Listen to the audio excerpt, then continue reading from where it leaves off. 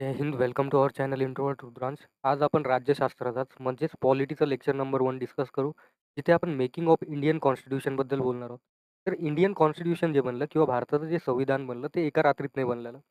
भारताचं संविधान बनण्यासाठी एक्झॅक्टली बरेचसे वर्ष लागले. राइट फ्रॉम 1895 पासून डिमांड व्हायला स्टार्ट झाले होते. म्हणजे 1895 पासून स्वराज बिल जे आलं होतं, जे बालगंगाधर टिळकांच्या अंडर आलं होतं, तेव्हापासून अनऑफिशियली भारताचं संविधान असलं पाहिजे यासाठी डिमांड उठायला स्टार्ट झाले होते भारतामध्ये.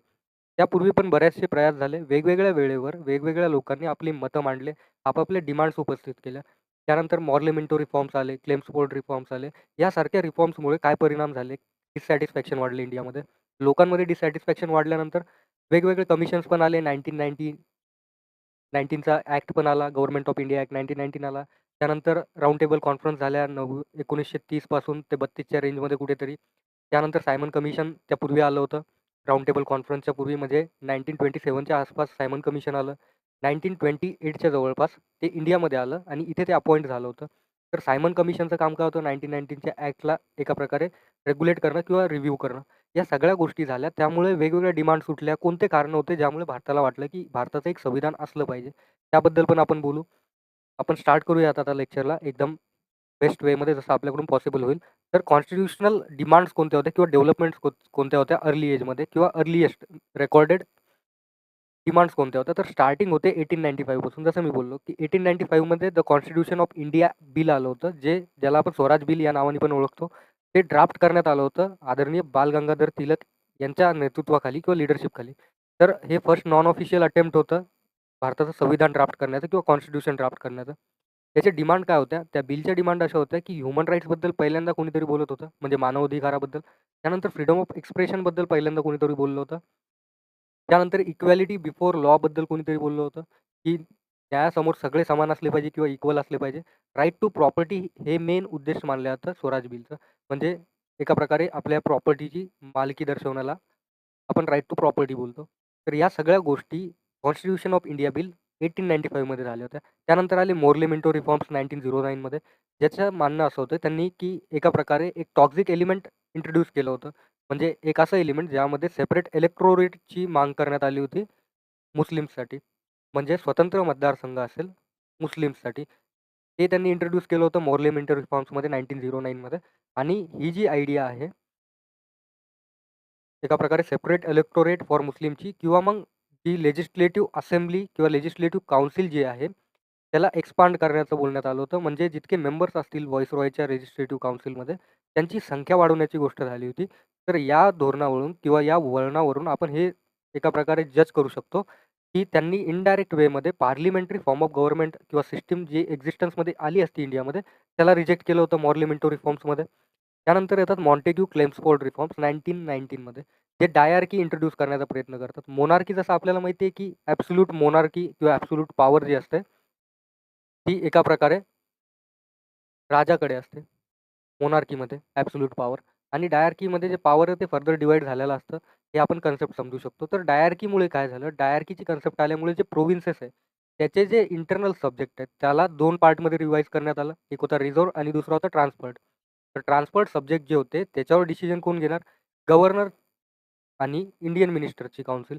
आणि जे दुसरं होतं, ज्याला आपण रिझर्व्ह बोललोय, काही मुद्द्यावर फक्त ब्रिटिश हुकूमत किंवा ब्रिटिश राज एका प्रकारे डिसिजन घेणार होता. त्याला आपण रिझर्व्ड सब्जेक्ट्स बोललो.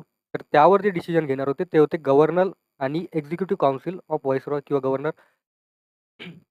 तर हे झालं होतं मॉन्टेग्यू क्लेम्सफोर्ड रिफॉर्म्समध्ये. यामुळे काय झालं, की इंडियामध्ये जो व्हाईसरॉय तो जास्त सुपेरियर बनला किंवा त्याच्याकडे ॲब्सोल्यूट व्हीटो आला किंवा ॲब्सोल्यूट वोटिंग पॉवर आली, डिसिजन मेकिंग पॉवर आली. तर त्यानंतर हे पण झालं, की रॉलेट ॲक्टमुळे जॉलियनवाला बाग किंवा जालियनवाला बागमध्ये हत्याकांड झालं, मॅसेकर झालं 1919 मध्ये. आणि त्यामुळे इंडियन्सचा जे भरोसा आहे एका प्रकारे किंवा जो फेथ आहे, विश्वास आहे ब्रिटिश क्राऊनवरचा, तो तुटला किंवा कमी झाला. ही स्टोरी होती स्टार्टिंगच्या दिवसाची, जे आपण एकदा परत रिवाईज करूया. 1895 इयर होता. 1895 इयरमध्ये कॉन्स्टिट्यूशन ऑफ इंडिया बिल आलं. त्यालाच आपण स्वराज बिल बोलतो. तर जे स्वराज बिल होतं, ते ड्राफ्ट करण्यात आलं होतं लोकमान्य टिळक यांच्या नेतृत्वाखाली किंवा एका प्रकारे लीडरशिपखाली. तर आपण बोलू शकतो, की बालगंगाधर टिळक जे होते, त्यांच्या नेतृत्वाखाली एका प्रकारे स्वराज बिलची ड्राफ्टिंग झाली असेल. त्यांच्या नेतृत्वाखाली जे स्वराज बिल ड्राफ्ट झालं होतं, ते बिल पहिली अनऑफिशियल डिमांड होती, की भारताचं एक कॉन्स्टिट्यूशन असलं पाहिजे.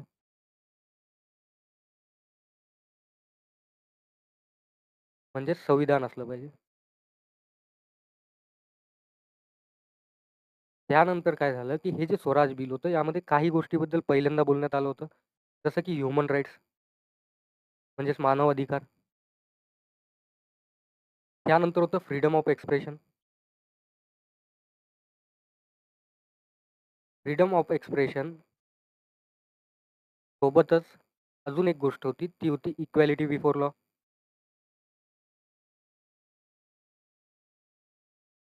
म्हणजेच कायद्यासमोर किंवा न्यायासमोर सगळे समान असतील. आणि सगळ्यात इम्पॉर्टंट गोष्ट याची होती राईट टू प्रॉपर्टी. म्हणजेच संपत्ती धारण करण्याचा अधिकार किंवा आपल्या प्रॉपर्टीला प्रोटेक्ट करण्याचा अधिकार. हे सगळं झालं होतं 1895 मध्ये स्वराज बिलमध्ये, जे ड्राफ्ट करण्यात आलं होतं बालगंगाधर तिलक यांच्या नेतृत्वाखाली. एका प्रकारे हे ड्राफ्टिंग जी करण्यात आली होती, ती बालगंगाधर तिलक यांच्याकडून करण्यात आली होती आणि हे पहिलं अनऑफिशियल डिमांड होतं. म्हणजे हे जे आहे ना, हे फर्स्ट अनऑफिशियल डिमांड होती, की भारताचं कॉन्स्टिट्यूशन किंवा संविधान असलं पाहिजे. त्यामध्ये मानव अधिकाराबद्दल बोलण्यात आलं.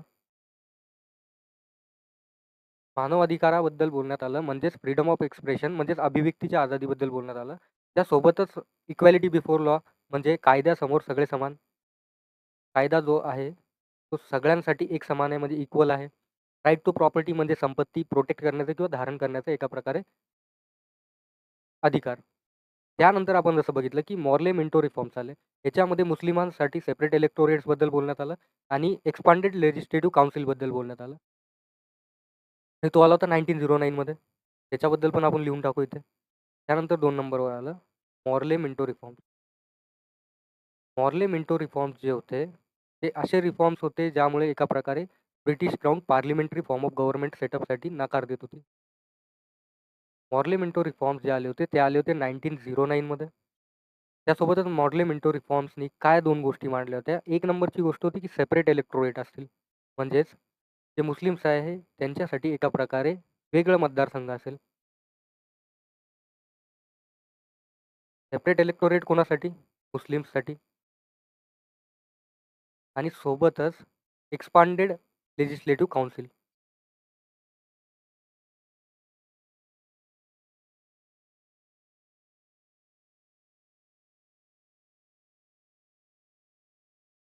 तर या 2 गोष्टी मॉर्ले मिंटो रिफॉर्म्समध्ये झाल्या होत्या 1909 मध्ये.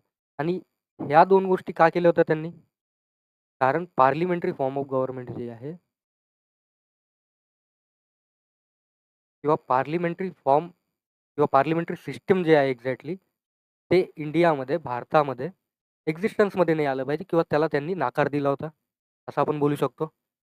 त्यानंतर आले क्लेम्सफोर्ड रिफॉर्म्स किंवा सॉरी मॉन्टेग्यू क्लेम्सफोर्ड रिफॉर्म्स, जे आपण इथे लिस्ट केले आहे, ते 1919 मध्ये आले होते. तर त्यामध्ये काय बोलण्यात आलं होतं 1999च्या? तर 1919 मध्ये म्हणजे 1919 मध्ये मॉन्टेग्यू क्लेम्सफोर्ड रिफॉर्म्स आले होते.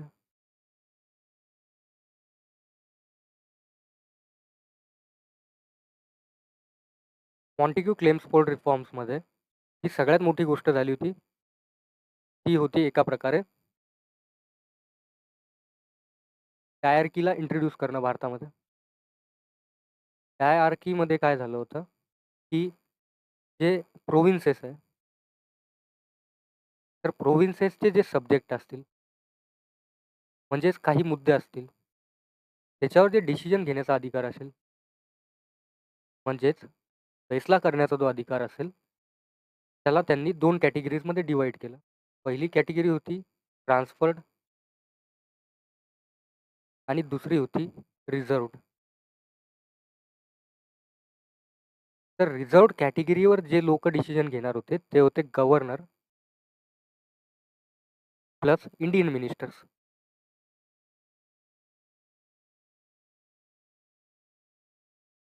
म्हणजेच भारताचे किंवा काही प्रोव्हिन्सेसचे आपले रिझर्व्ड सब्जेक्ट जे असतील, त्यावरती डिसिजन घेतल्या जाईल. जर ते रिझर्व्ह कॅटेगरीमध्ये असले किंवा रिझर्व्ह सब्जेक्टच्या कॅटेगरीमध्ये असले, तर त्याच्यावरती डिसिजन घेणार तो गव्हर्नर घेणार आणि इंडियन मिनिस्टर्स घेणार. आणि जे ट्रान्सपोर्ट सब्जेक्ट आहे, त्याच्यावर डिसिजन कोण घेणार? गव्हर्नर आणि त्याची एक्झिक्युटिव्ह काउन्सिल.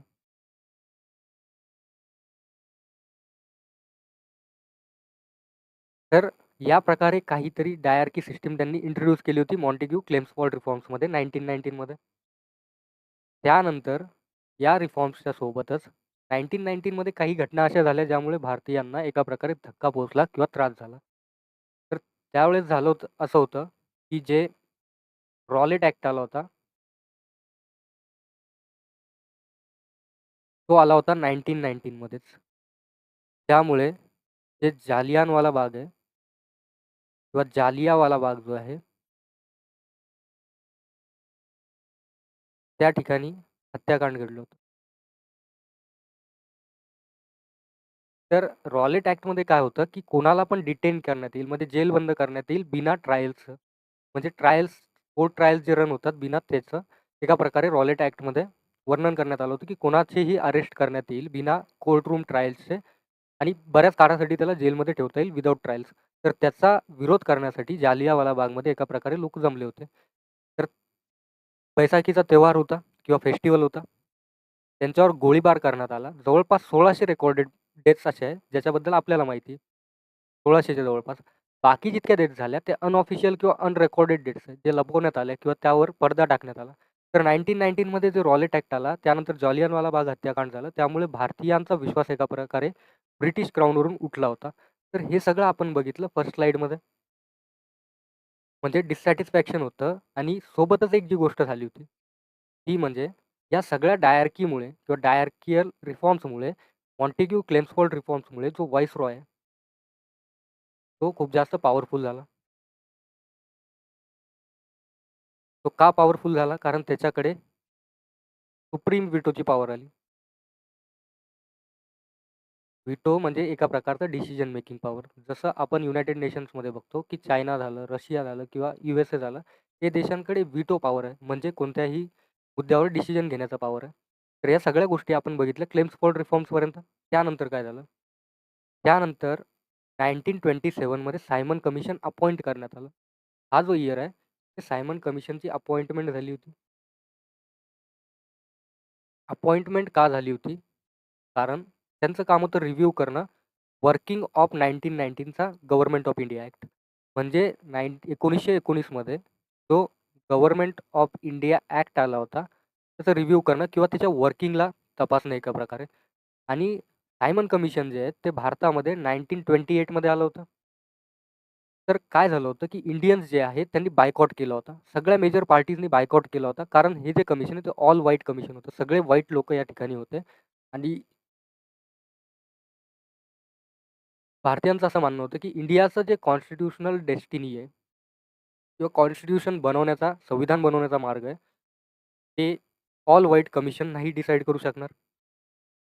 सोबतच या कमिशनमध्ये सगळे फॉरेनर्स होते. आणि सायमन कमिशनसाठी इंडियामध्ये खूप मोठा पुशबॅक झाला आणि नारा आला सायमन गो बॅकचा किंवा गो बॅक सायमनचा.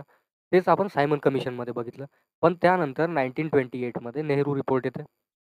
जे एका प्रकारे ब्रिटिश क्राउनला चॅलेंज करते, की इंडियाचं स्वतःचं संविधान असलं पाहिजे आणि याचे चेअरमन होते मोतीलाल नेहरूजी.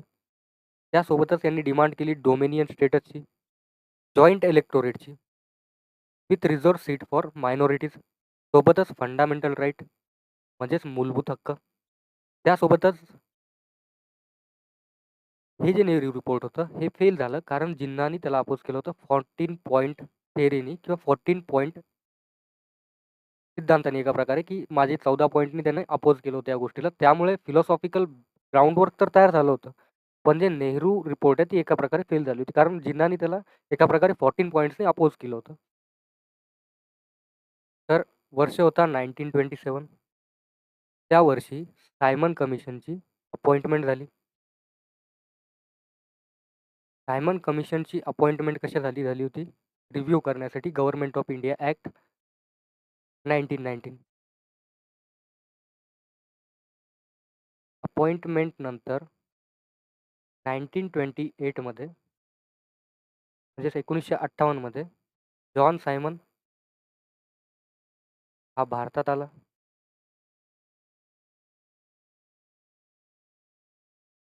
आणि एक गोष्ट अजून, की जो 1919चा म्हणजे 1919चा गव्हर्नमेंट ऑफ इंडिया ॲक्ट होता.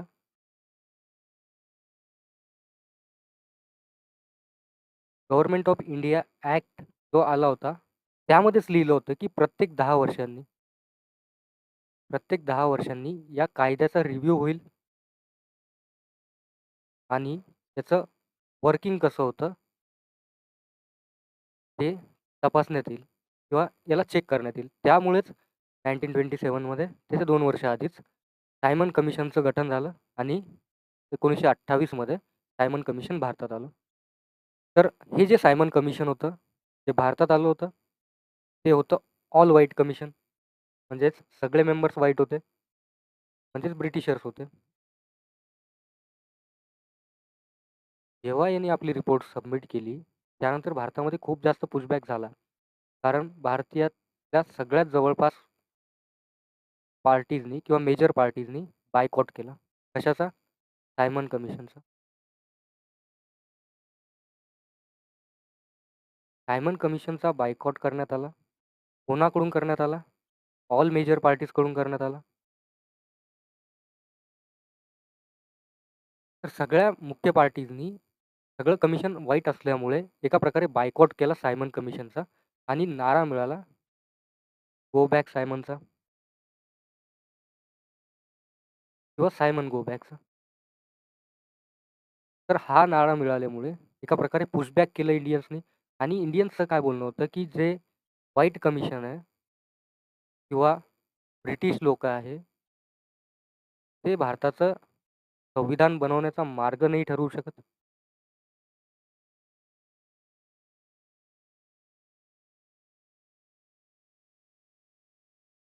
संविधान बनवण्याचा मार्ग फक्त भारतीय ठरवतील हे त्यातून समोर आलं.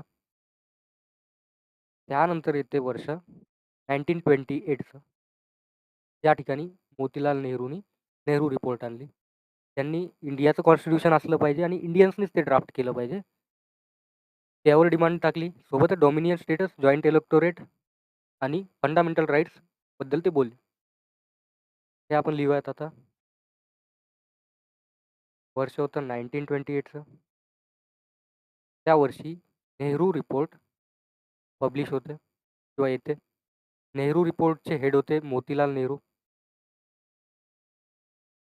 मोतीलाल नेहरू जे होते, त्यांनी डिमांड केली नेहरू रिपोर्टमध्ये, की इंडियन्स जे आहे किंवा भारतीय जे आहे, तेच त्यांचं कॉन्स्टिट्यूशन ड्राफ्ट करतील.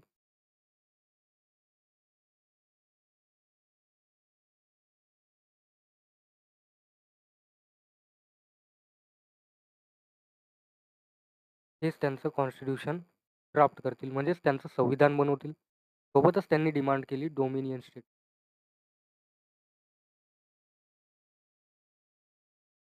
तर डोमिनियन स्टेटस काय ते आपण डिस्कस करू थोड्या वेळाने.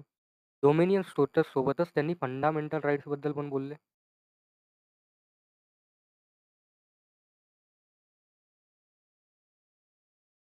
त्यासोबतच या सगळ्या डिमांड होत्या नेहरूच्या संविधानाच्या संबंधात.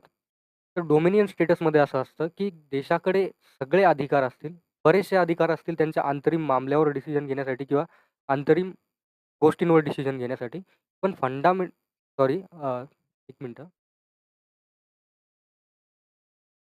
जे डोमिनियन स्टेटस आहे, देशाला आझादी तर मिळालेली असते म्हणजे स्वातंत्र्य मिळालेलं असतं. ते स्वतःचे डिसिजन स्वतः पण घेत असतात, पण त्यांना ना ब्रिटिश क्राउनच्या अंडर काम करावं लागतं किंवा मग कॉमनवेल्थचा मेंबर बनून राहावं लागतं. तर भारत कॉमनवेल्थचा मेंबर मतलब आहे आता पण, जसं आपल्याला माहिती आहे, की भारत कॉमनवेल्थचा मेंबर आहे. तर त्यांनी भारताच्या सॉव्हर्जिनिटीवर काही परिणाम होत नाही. त्यामुळे कॉमनवेल्थचा मेंबर असणं डॉमिनियन स्टेटस आपण नाही कन्सिडर करू शकत. पण ब्रिटिश क्राउन जे आहे, त्याचं नाव आपल्याला लावावं लागेल, की ब्रिटिश क्राउनच्या अंडर आम्ही ऑपरेट करतोय, पण आम्ही इंडिपेंडंट देश आहोत. असं नेहरूंनी डिमांड केली होती, की डोमिनियन स्टेटस आम्हाला देऊन टाका. आणि भारताचं कॉन्स्टिट्यूशन इंडियन लोकांनी ड्राफ्ट केलं पाहिजे ही त्यांची डिमांड होती. फंडामेंटल राईट्सबद्दल ते बोलले होते आणि याला अपोज कोणी केलं होतं? तर अपोज केलं होतं ॲज युजुअल मोहम्मद अली जिन्नानी. यांनी बऱ्याच ठिकाणी हे जे मोहम्मद अली जिन्ना होता, यांनी एका प्रकारे भारतामध्ये बऱ्याच वेळेस इंडियाला सपोर्ट न करता ब्रिटिश क्राउनला सपोर्ट केलं होतं. कारण याची डिमांड होती, की आम्हाला पाकिस्तान किंवा पाकिस्तान पाहिजे. तर मोहम्मद अली जिन्नानी 14 पॉइंट प्रस्तावाने याला एका प्रकारे नेहरू रिपोर्टला रिजेक्ट केलं किंवा अपोज केलं. त्यामुळे तो नेहरू रिपोर्ट आहे त्याला युनिव्हर्सल रिकॉग्निशन नाही भेटलं. म्हणजेच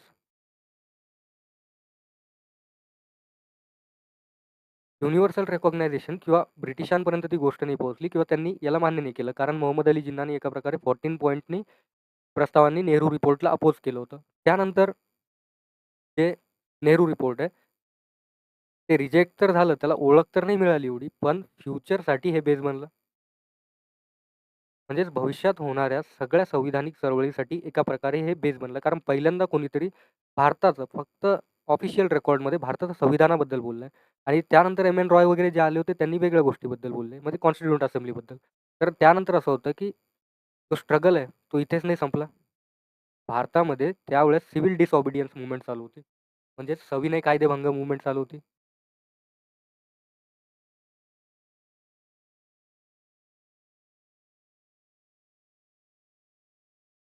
मूव्हमेंटला आपण चळवळ बोलतो.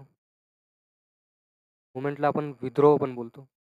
रिव्हॉल्टला आपण विद्रोह पण बोलतो. असे बरेचसे शब्द आहे जे आपण रिव्हॉल्ट ऑफ 1857 मध्ये पण डिस्कस करणार आहोत. तर मेजर मुद्दा तो नाही आहे कोणत्या गोष्टीला आपण काय बोलतो. तर ते स्ट्रगल स्टार्ट झालं होतं. त्यानंतर असं झालं 1928च्या नंतर त्यानंतर सायमन कमिशनने आपली रिपोर्ट सबमिट केलेली होती. त्यावर इंडियामध्ये खूप जास्त अनरेस्ट होतं. त्यामुळे राउंड टेबल कॉन्फरन्स झाल्या 1930 पासून 1932च्या टाईममध्ये. राउंड टेबल कॉन्फरन्सला आपण गोलमेज परिषद पण बोलतो आय थिंक. तर सायमन कमिशनची रिपोर्ट सबमिट झाली होती. सिव्हिल डिसओबिडियन्स मूव्हमेंट म्हणजे सविनय कायदेभंग चळवळीला सुरुवात झाली होती. ब्रिटिश जे आहेत त्यामुळे त्यांनी एका प्रकारे ठरवलं होतं, की आपण या अशांतीला किंवा या स्ट्रगलला शांत करण्यासाठी कॉन्फरन्स घेऊया, परिषद घेऊया लंडनमध्ये, ज्यालाच राउंड टेबल कॉन्फरन्स किंवा गोलमेज परिषद बोलण्यात आलं. तर लंडन ठिकाण होतं. टाईमलाईन होती 1930 पासून 32 पर्यंत. फर्स्ट राउंड टेबल कॉन्फरन्स जी झाली होती ती 1930 मध्ये झाली होती. काँग्रेसनी त्याला बायकॉट केलं होतं आणि रिझल्ट होता फेल्युअर. कारण ती सगळ्यात सिंगल लार्जेस्ट पार्टी होती इंडियाची त्यावेळेसची. तिने एका प्रकारे राउंड टेबल कॉन्फरन्स मधला रिजेक्ट केलं होतं. त्यानंतर महात्मा गांधींनी अटेम्प्ट केली होती एका प्रकारे सेकंड राउंड टेबल कॉन्फरन्स 1931 मध्ये, जी 1 वर्षानंतर झाली होती आणि ते एकटे रिप्रेझेंटेटिव्ह होते एका प्रकारे इंडियन नॅशनल काँग्रेसचे. त्यापूर्वी म्हणजे राउंड टेबल कॉन्फरन्स 2 होण्यापूर्वी गांधी आयर्विन पॅक्ट साइन झाला होता. ज्याच्यामध्ये गांधीजींना कन्व्हिन्स करण्यात आलं होतं, की बाबा हे जे सविनय कायदेभंग चळवळ आहे तुमची, याला मागे घ्या आणि तिथे तो करार झाला होता. रिझल्ट काय झाला? फेल झाली सेकंड राउंड टेबल कॉन्फरन्स पण. कारण ब्रिटिशर्सनी एका प्रकारे तिथे पण त्यांचा डिव्हाइड अँड रूलचा फॉर्म्युला अप्लाय केला. युनिटी नाही आहे इंडियामध्ये ते दाखवण्याचा प्रयत्न केला आणि सेपरेट इलेक्टोरेट फॉर दलित किंवा डिप्रेव्ड किंवा डिप्रेस्ड क्लासेससाठी त्यांनी प्रस्ताव मांडला. गांधी जे होते त्यांनी एका प्रकारे या गोष्टीला अपोज केलं आणि त्यानंतर डॉक्टर बी आर आंबेडकर आणि गांधीमध्ये एका प्रकारे पुन्हा पॅक्ट साइन झाला. इथे काय झालं ते पण आपण डिस्कस करू.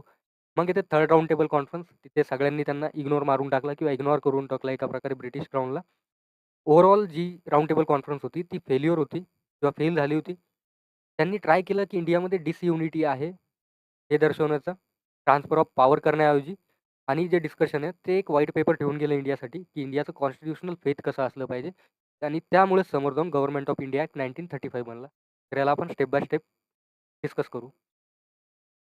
वर्ष होतं 1930चं. 1930च्या वर्षामध्ये राउंड टेबल कॉन्फरन्सेस कंडक्ट करण्यात आल्या. म्हणजेच गोलमेज परिषदा कंडक्ट करण्यात आल्या. स्थळ होतं लंडन आणि यावेळेला इंडियामध्ये सविनय कायदेभंग चळवळ चालू होती.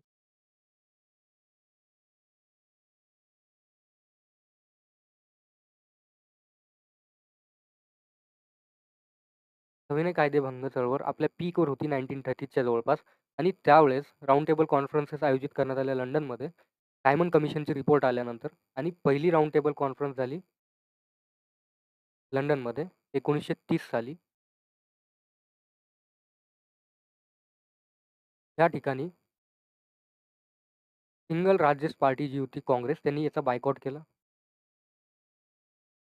म्हणजेच बहिष्कार केला. कुणी केला? इंडियन नॅशनल काँग्रेसनी, जी भारताची सिंगल लार्जेस्ट पार्टी होती.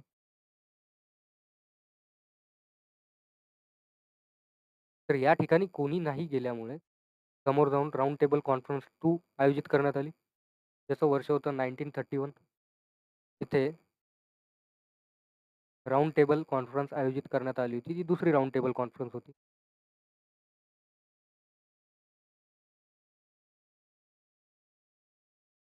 त्या ठिकाणी काँग्रेसचे म्हणजेच इंडियन नॅशनल काँग्रेसचे एक नेते गेले होते. एकच रिप्रेझेंटेटिव्ह गेला होता, दॅट इज गांधी. गांधी या ठिकाणावर गेल्यानंतर गांधीला असं समजलं, की ब्रिटिश क्राउन जो आहे किंवा ब्रिटिश राज जो आहे, तो एका प्रकारे इंडियासमोर सेपरेट इलेक्टोरेटची गोष्ट करतोय.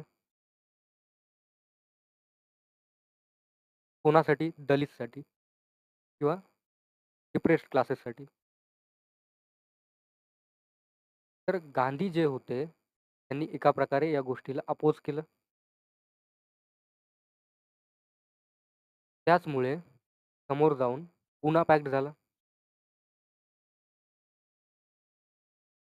तो झाला बिटवीन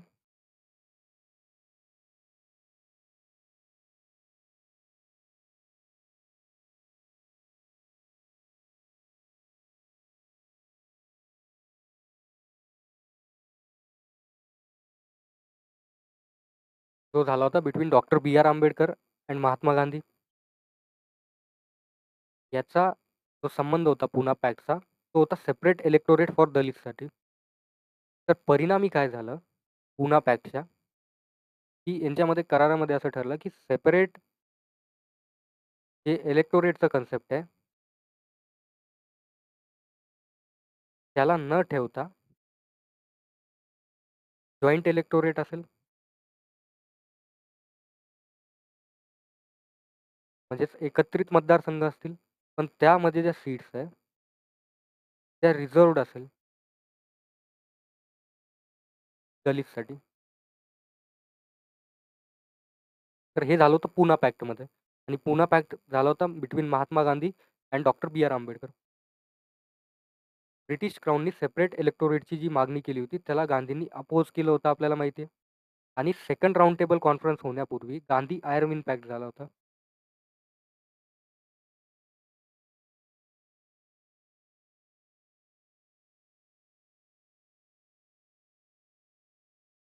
म्हणजेच गांधी आयर्विन करार झाला होता.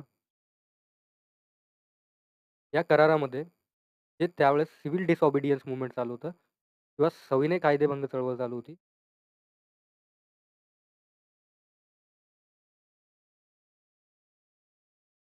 तिला मागे घेण्याचा प्रस्ताव पारित करण्यात आला होता. तर हे सगळी स्टोरी होती राउंड टेबल कॉन्फरन्स 2 पर्यंत. त्यानंतर परत एक कॉन्फरन्स झाली, जी झाली राउंड टेबल कॉन्फरन्स 3, म्हणजे थर्ड RTC, ज्याला सगळ्यांनी इग्नोर केलं.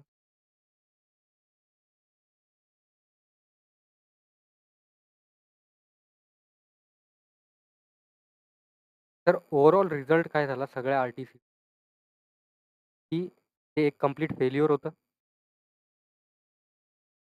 कारण RTCमध्ये ब्रिटिश क्राऊननी डिसयुनिटी दाखवण्याचा प्रयत्न केला इंडियन्समध्ये. म्हणजेच भारतामध्ये सेपरेट इलेक्टोरेटची गोष्ट केल्या.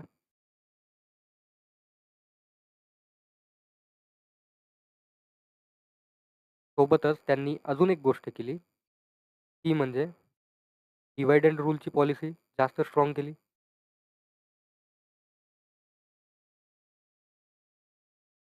जास्त स्ट्रॉंग केली. यामुळे ज्या राउंड टेबल कॉन्फरन्स होत्या त्या फेल झाल्या. मेन गोष्ट काय करायला पाहिजे होती ब्रिटिश क्राऊननी, that is transfer of power.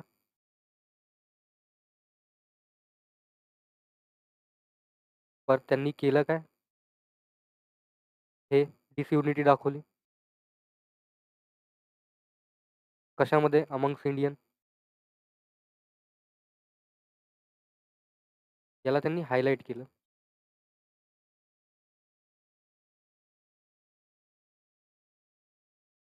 तर ट्रान्सफर ऑफ पॉवर न करता त्यांनी काय केलं, जी डिसयुनिटी आहे इंडियन्समध्ये त्याला हायलाईट केलं. तर याचा जो परिणाम झाला तो इंडियामध्ये एका प्रकारे गव्हर्नमेंट ऑफ इंडिया ॲक्ट जो आहे,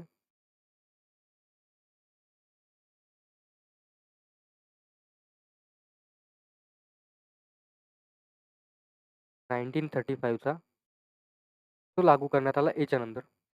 तर रिझल्ट एकच होता की गव्हर्नमेंट ऑफ इंडिया ॲक्ट 1935 लागू झाला आणि अजून इंडियन्सला व्हाईट पेपर मिळाला. त्यांच्या गोष्टी एका प्रकारे मंजूर करून घेण्यासाठी किंवा फ्युचरमध्ये कसं कॉन्स्टिट्यूशन किंवा संविधान असलं पाहिजे त्यासाठी किंवा समोरची रणनीती कशी असली पाहिजे त्यासाठी. त्यानंतर काय झालं आपण ते समजून घेऊया एक्झाम्पल्समध्ये. राउंड टेबल कॉन्फरन्सेस झाल्या. त्यानंतर वेगवेगळ्या लोकांनी वेगवेगळ्या वेळेवर डिमांड उठवायला चालू केली संविधान सभा बनवण्याची, की बाबा भारतामध्ये स्वतःचं संविधानासाठी संविधान सभा असणं गरजेचं आहे. त्यासाठी वेगवेगळ्या टाईमावर वेगवेगळ्या लोकांनी वेगवेगळ्या डिमांड्स मान्य करण्याची एका प्रकारे सुरुवात केली. तर सगळ्यात पहिले जे व्यक्ती होते ज्यांनी डिमांड करायला स्टार्ट केली होती that was M N Roy, की संविधान सभा असली पाहिजे. म्हणजे संविधान सभा जिथे भारताचं संविधान ड्राफ्ट करण्यात येईल ती असली पाहिजे. तर कॉन्स्टिट्यूएंट असेंब्लीचा अर्थ होतो संविधान सभा आणि संविधान सभेसाठी वेगवेगळ्या वेळेवर वेगवेगळ्या लोकांनी डिमांड केल्या. तर 1934मध्ये एम एन रॉय साहेबांनी डिमांड केली, जे कम्युनिस्ट मूव्हमेंटचे पायोनियर होते. एका प्रकारे भारतामध्ये communist movement M N Roy साहेबांनी स्टार्ट केली होती. ते पहिले व्यक्ती होते ज्यांनी डिमांड ठेवली होती किंवा आयडिया ठेवली होती, की भारतामध्ये संविधान सभा असली पाहिजे. तर एम एन रॉयपासून सुरुवात झाली संविधान सभा असण्याच्या डिमांडची. नंतर 1935मध्ये काँग्रेसनी किंवा इंडियन नॅशनल काँग्रेसनी ऑफिशियली काय डिमांड केलं, की कॉन्स्टिट्यूएंट असेंब्ली असली पाहिजे. कशासाठी? संविधान बनवण्यासाठी. त्यानंतर 1938मध्ये जवाहरलाल नेहरू आले, ज्यांनी डिक्लेअर केलं, की इंडियाचं जे कॉन्स्टिट्यूशन असलं पाहिजे ते इंडियन्सकडून फ्रेम करण्यात आलं पाहिजे. बिना कोणत्या आउटसाइड इंटरफेरन्सचं, म्हणजे बिना कोणत्या बाहेरच्या व्यक्तीच्या इंटरफेरन्सचं. आणि जे इलेक्शन झाले पाहिजे इंडियामध्ये ते झाले पाहिजे युनिव्हर्सल अडल्ट फ्रँचाइज याच्यावर. तर प्रश्न हा येतो, की सॉव्हर्जिन बॉडीज का असली पाहिजे इंडियाचं कॉन्स्टिट्यूशन एका प्रकारे लागू करण्यासाठी किंवा मग कॉन्स्टिट्यूशन बनवण्यासाठी किंवा ड्राफ्ट करण्यासाठी. तर इंडियन्स जर इंडियाचं कॉन्स्टिट्यूशन बनवतील, तर इंडियाचं जे कॉन्स्टिट्यूशन असेल ते इंडियन्सच्या हकमध्ये असेल किंवा इंडियनच्या साईडनी असेल. इंडियन लॉला किंवा परिस्थितीला समजून बनवलेलं असेल. पण ब्रिटिश गिफ्टेड जे कॉन्स्टिट्यूशन होतं ते गव्हर्नमेंट ऑफ इंडिया ॲक्ट 1919 होतं किंवा गव्हर्नमेंट ऑफ इंडिया ॲक्ट 1935 होतं. तसं ब्रिटिश गिफ्टेड कॉन्स्टिट्यूशन इंडियन्सला नव्हतं पाहिजे. जिथे कॉलोनियल कंट्रोलला कसं अजून जास्त स्ट्राँग करता येईल त्यावर भर दिला गेला होता. आणि सॉव्हर्जिनिटी जी आहे कॉन्स्टिट्यूएंट असेंब्लीची ती सेल्फ डिटर्मिनेशनवर जास्त बेस्ड असली पाहिजे, हे मानणं होतं सगळ्यांचं. तर त्या टाईमलाईनला आपण स्टडी करू एकदम स्टार्टिंगपासून. इयर होता 1895. तिथे आलं आपलं स्वराज बिल. त्यानंतर 1928 तिथे आली नेहरू रिपोर्ट. त्यानंतर होतं वर्ष 1934चं. 1934मध्ये आले एम एन रॉय साहेब, यांनी कॉन्स्टिट्यूएंट असेंब्लीची डिमांड केली. त्यानंतर आलं वर्ष 1935चं. तिथे इंडियन नॅशनल काँग्रेसनी डिमांड केली कॉन्स्टिट्यूएंट असेंब्लीची कॉन्स्टिट्यूशनसाठी. त्यानंतर इयर होतं 1938चं. 1938मध्ये जवाहरलाल नेहरूंनी डिमांड केली, इंडियाचं कॉन्स्टिट्यूशन जे आहे ते इंडियन्सकडून लिहिण्यात आलं पाहिजे त्यासाठी. तर ही होती आपली कंप्लीट टाईमलाईन. याला सिक्वेन्शियल वेमध्ये अरेंज करू. एक नंबरला होते आपला स्वराज बिल किंवा कॉन्स्टिट्यूशन ऑफ इंडिया बिल पण आपण याला बोलतो. पण जनरली याला आपण स्वराज बिल बोलतो, जे आलं होतं 1895मध्ये आणि याला ड्राफ्ट करण्यात आलं होतं तिलक यांच्याकडून किंवा बाल गंगाधर तिलक यांच्याकडून. त्यानंतर वर्ष होतं 1928चं. त्या वर्षी आलं नेहरू रिपोर्ट. नेहरू रिपोर्ट जी होती त्यामध्ये आपण बघितलं की डोमिनियन स्टेटसची मांग करण्यात आली होती आणि फंडामेंटल राईट्सबद्दल बोलण्यात आलं होतं. तर नेहरू रिपोर्ट आली, ज्याचे हेड होते मोतीलाल नेहरू. मोतीलाल नेहरू नंतर वर्ष होतं 1934चं. एक वर्ष होतं 1934चं. त्या ठिकाणी एम एन रॉय आले. त्यांनी डिमांड केली संविधान सभाची.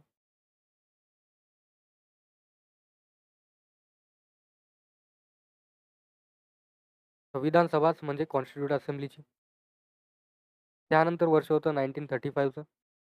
तिथे आपली भारतातली पार्टी इंडियन नॅशनल काँग्रेस, त्यांनी डिमांड केली की भारताचं काय असलं पाहिजे, संविधान असलं पाहिजे.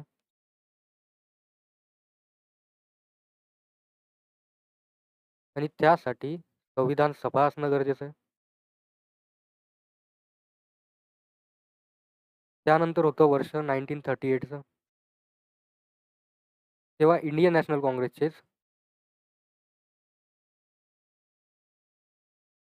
जवाहरलाल नेहरू येतात. ते डिमांड करतात इंडियन्स जे असतील तेच आपलं संविधान बनवतील विदाऊट आउटसाइड इंटरफेरन्स किंवा विदाऊट आउटसाइडर्स किंवा फॉरेनर्स. या सगळ्या डिमांड होत्या ज्या एकदम अगदी स्टार्टिंगपासून 1895 पासून तर 1928 पर्यंत वेगवेगळ्या वेळेवर वेगवेगळ्या लोकांकडून करण्यात आल्या होत्या संविधान निर्मितीसाठी. तर त्यानंतर सगळ्यात इम्पॉर्टंट पॉईंट येतो की वर्ल्ड वॉर आणि ब्रिटिश यांचं काय कनेक्शन आहे. जसं आपल्याला माहिती आहे की वर्ल्ड वॉर 2 मध्ये USA, चायना, ब्रिटन सारख्या कंट्रीनी अलाय केलं होतं. तर वर्ल्ड वॉरचा इम्पॅक्ट असा झाला, वर्ल्ड वॉर 2चा इम्पॅक्ट असा झाला, की जे पॉवर स्ट्रक्चर आहे ब्रिटिश क्राउनचं ते फंडामेंटली कंप्लीटली अल्टर झालं होतं. पॉवर डायनामिक्स चेंज व्हायला स्टार्ट झालं होतं आणि जे ब्रिटिश आहेत ते इकॉनॉमिक लॉसेस फेस करायला लागले होते. म्हणजेच आर्थिक नुकसान त्यांचं व्हायला लागलं होतं. मिलिटरी लॉसेस त्यांचे व्हायला लागले होते. म्हणजेच आर्थिकदृष्ट्या आणि मिलिटरीच्या दृष्ट्या ब्रिटन कमजोर व्हायला स्टार्ट झालं होतं, कमकुवत व्हायला स्टार्ट झालं होतं आणि ब्रिटिशला याच्यापासून सुटकासाठी भारताचे जे राजनेते किंवा पॉलिटिशियन्स आहे, इंडिया जो आहे, तो त्यांच्यासाठी एका प्रकारे सोन्याचा चिडिया होता. त्यांना सपोर्ट पाहिजे होता आणि हे कोणाच्या म्हणण्यावरून ते करत होते? USA आणि चायनाच्या म्हणण्यावरून, की तुम्ही एका प्रकारे इंडियन्सकडून काय करा, इंडियन पॉलिटिशियन्सकडून काय करा, पॉलिटिकल सपोर्ट घ्या.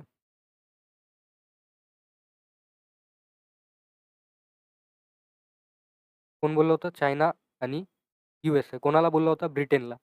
तर ब्रिटनला या 2 प्रॉब्लेम्सला, या 2 संकटांना म्हणजेच इकॉनॉमिक आणि मिलिटरी लॉसेसला कव्हर करण्यासाठी भारताचं काय पाहिजे होतं? पॉलिटिकल सपोर्ट आणि सोबतच काय पाहिजे होतं? मॅनपॉवर, मनी म्हणजेच पैसा आणि मटेरियल. तर या सगळ्या गोष्टी जर ब्रिटिशला भारताकडून मिळाल्या आणि पॉलिटिकल सपोर्ट पण मिळाला, तर USA, चायना प्लस जे ब्रिटन आहे, त्यांना एका प्रकारे विक्ट्री मिळेल किंवा फायदा होईल. त्यांचे इकॉनॉमिक लॉसेस कव्हर होतील आणि मिलिटरी लॉसेस कव्हर होईल. तर त्यामुळे एका प्रकारे वर्ल्ड वॉर 2 किंवा जे द्वितीय विश्वयुद्ध होतं आणि ब्रिटिश क्राउन होता, त्यांचा संबंध डायरेक्टली इंडियाच्या इंडिपेंडन्सशी लावू शकतो किंवा लागतो. मग या सगळ्या गोष्टीचं रूपांतर असं झालं, की एक प्रेशर क्रिएट झालं. इंडियन पॉलिटिशियन्सनी खूप जास्त प्रेशर क्रिएट केलं त्यांच्यावर आणि त्यामुळे इथे ऑगस्ट ऑफर 1940 मध्ये. तर ऑगस्ट ऑफरमध्ये काय झालं होतं, पहिल्यांदा ब्रिटिश क्राउननी भारताची संविधान सभा असली पाहिजे ही डिमांड मान्य केली. म्हणजेच भारताकडे स्वतःची संविधान सभा असली पाहिजे ही डिमांड मान्य करण्यात आली किंवा अॅक्नॉलेज करण्यात आली. आणि त्यावेळी भारताचे जे व्हाईसरॉय होते तो होता लिनलिथ गो. याला लॉर्ड का नाही बोलायचं? मी का बोलू लॉर्ड? माझ्यासाठी जर हा लॉर्ड नसेलच, तर मी याला लॉर्ड का बोलू? तो माझा प्रश्न आहे. गोष्ट राहिली ऑगस्ट ऑफर आला होता 1940 मध्ये आणि लिनलिथ गो जो आहे, तो इंडियाचा व्हाईसरॉय होता त्यावेळेचा आणि पहिल्यांदा ब्रिटिश क्राउननी अॅक्नॉलेज केलं होतं एका प्रकारे, की डिमांड जी आहे संविधान सभा बनण्यासाठी ती व्हॅलिड आहे. आणि त्यांनी आपल्याला काय ऑफर केलं होतं त्या बदल्यामध्ये? Dominion status.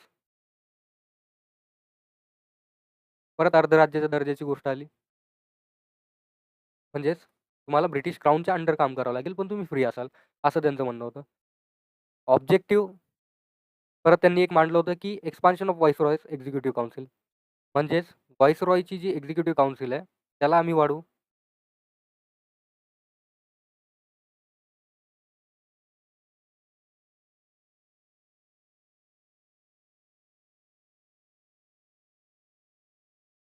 तर या सगळ्या डिमांड्स वेगवेगळ्या त्यांनी ऑगस्ट ऑफरमध्ये आपल्याला ऑफर केल्या होत्या, की संविधान सभा असली पाहिजे. आम्ही तुम्हाला डोमेनियन स्टेटस देऊ आणि व्हाईसरॉयची जी एक्झिक्युटिव्ह काउन्सिल आहे, त्याचं एक्सपान्शन करू. म्हणजे याच्यामध्ये इंडियन मिनिस्टर्सला इन्क्लूड करू किंवा इंडियन्सचा सहभाग वाढवू, असं त्यांचं म्हणणं होतं ऑगस्ट ऑफरमध्ये.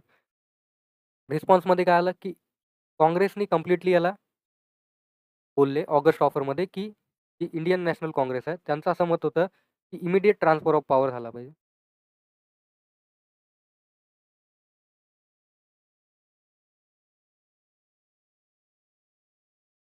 म्हणजेच इमिडिएट फ्रीडम मिळालं पाहिजे. ही डिमांड होती काँग्रेसची. आणि जी दुसरी डिमांड होती ती होती बाबा त्या मुस्लिम लीगची. ही जी मुस्लिम लीग होती, ही होती मोहम्मद अली जिन्नाची पार्टी. त्यांनी परत जसं त्यांचं पहिल्यापासून चालू आहे, त्यांची डिमांड काय होती, की आम्हाला पाकिस्तान पाहिजे. पार्टिशन म्हणजेच आझादी पाहिजे, फाळणी पाहिजे. तर या 2 डिमांडमुळे एका प्रकारे ऑगस्ट ऑफर जे फेल झालं. आणि या 2 डिमांड्स होते इंडियाच्या किंवा इंडियाच्या मेजर पॉलिटिकल पार्टीच्या ऑगस्ट ऑफरच्या याच्यामध्ये. आणि काँग्रेसने का रिजेक्ट केलं होतं, की काँग्रेसचं म्हणणं होतं, इमिडिएट पॉवर ट्रान्सफर पाहिजे. म्हणजे लगेच आम्हाला आझादी पाहिजे. त्यानंतर येते क्रिप्स मिशन 1942 मध्ये. पहिलं ऑगस्ट ऑफर आलं 1940 मध्ये. त्याच्या 2 वर्षानंतर येते क्रिप्स मिशन 1942 मध्ये. त्याचा पण एक मेंबर होता. तो होता स्टॅफोर्ड क्रिप. याला पण मी सर नाही बोलणार. तर प्रोव्हिजन्स कोणकोणते होते किंवा त्यांनी प्रपोजल्स कोणकोणते मांडले? त्यांचं म्हणणं होतं, की आम्ही इंडियाला युनियन म्हणून ॲक्सेप्ट करू. पण कशासोबत? डोमिनियन स्टेटससोबत. परत तीच गोष्ट आली, की आम्ही इंडियाला युनियन म्हणून तर ॲक्सेप्ट करू, की युनियन ऑफ प्रोव्हिन्सेस आहे, पण डोमिनियन स्टेटस देऊ. म्हणजे तुम्हाला तरी पण राणीच्या क्राउनच्या अंडर काम करावं लागेल किंवा ब्रिटनच्या राणीच्या नावाखाली काम करावं लागेल. तर हे त्यांचे 2 गोष्टी होत्या, की इंडियाला ते union with dominion status accept करतील. आणि हे कधी करतील ते जेव्हा वॉर संपेल. आणि कॉन्स्टिट्यूएंट असेंब्ली जी आहे, ती बनवल्या जाईल वॉर संपल्यानंतर.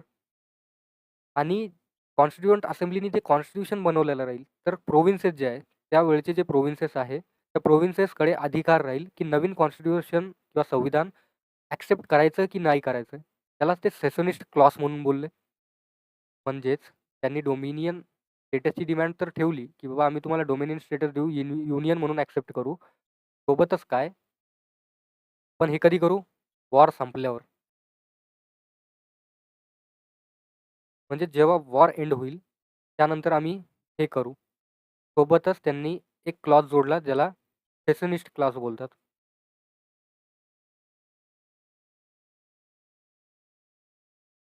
तर या क्लॉजनुसार जे प्रोव्हिन्सेस आहेत त्यांच्याकडे संविधान न मान्य करण्याचा अधिकार होता. तर याच्या रिस्पॉन्समध्ये गांधीजीचं एक फेमस कोट आहे. जे कोट बऱ्याचशा एक्झाममध्ये रिपीट झालेलं आहे. That is post dated cheque on crashing bank. म्हणजेच महात्मा गांधी याच्या रिस्पॉन्समध्ये काय बोलले होते, की हा एक पोस्ट डेटेड चेक आहे, जो एका दिवालिया होणाऱ्या किंवा बर्बाद होणाऱ्या बँककडून इश्यू करण्यात आलेला आहे किंवा त्या बँकसाठी इश्यू करण्यात आलेला आहे. म्हणजे जेव्हा ते बोलले, की आम्ही वॉर झाल्यानंतर या सगळ्या गोष्टी करू, त्याला उद्देशून महात्मा गांधी बोलले होते पोस्ट डेटेड चेक. तर हा प्रश्न बऱ्याचशा एक्झाममध्ये रिपीट झालेला आहे. आणि काँग्रेसनी सेशनिस्ट क्लॉजला किंवा सेशन क्लॉजला एका प्रकारे रिजेक्ट केलं किंवा अपोज केलं. कारण प्रोव्हिन्सेसकडे जर संविधान न मान्य करण्याचा अधिकार असेल, तर ते संविधान काय कामाचं? लीग जी आहे मुस्लिम लीग, त्यांना पाकिस्तान परत एकदा पाहिजे होतं. त्यामुळे परत एकदा त्यांनी काय केलं? रिजेक्ट केलं याला. तर आपण काय बोलू शकतो, की या ठिकाणी गांधीचं स्टेटमेंट इम्पॉर्टंट आहे. That is post dated cheque on crashing bank. आणि काँग्रेस जी आहे किंवा इंडियन नॅशनल काँग्रेस जी आहे, त्यांनी जे सेशन क्लॉज आहे, तर सेसेशन क्लॉज जे आहे, सेशनिस्ट क्लॉज जे आहे, त्याला एका प्रकारे रिजेक्ट केलं होतं या ठिकाणी. आणि जी जिन्नाची पार्टी आहे, एम-एल, मुस्लिम लीग, त्यांचं काय म्हणणं होतं, आम्हाला पाकिस्तान द्या. आणि त्यांनी ते मान्य केलं नाही. त्यानंतर येतो फायनल ट्रान्सफर ऑफ पॉवर कधी झाला? तर 1946 मध्ये. तर आपण बघितलं 1940 मध्ये काय झालं? ऑगस्ट ऑफर आला. त्यानंतर 1942 मध्ये क्रिप्स मिशन आला. ते दोन्ही पण रिजेक्ट झाले. पण त्याच्या जवळपास 4 वर्षानंतर 1946 मध्ये फायनल ट्रान्सफर ऑफ पॉवर झालं, जेव्हा कॅबिनेट मिशन भारतात आलं. तर कॅबिनेट मिशननी काय केलं?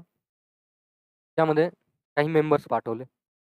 जसं की पॅथिक लॉरेन्स एक होता, स्टॅफोर्ड क्रिप एक होता आणि ए-व्ही अलेक्झांडर एक होता. हे 3 लोकं मिळून कॅबिनेट मिशन घेऊन भारतात आले क्राउनच्या साईडने.